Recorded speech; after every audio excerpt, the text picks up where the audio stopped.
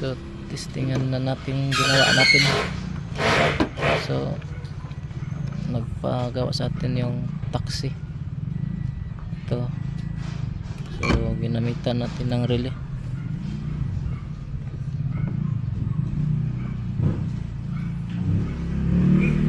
So pag walang pasahero, ito dalawa mag-ilaw to. So testingan na natin. I-on ko muna.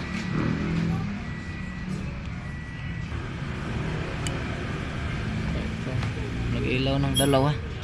So pinalitan na lang natin ng lead. So pag i-on ko ang meter, dapat lilipat dito ang ilaw.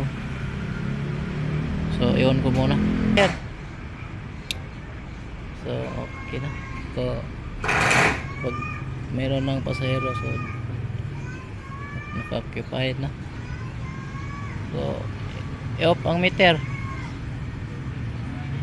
Stop. Yeah. Vacant, pislita.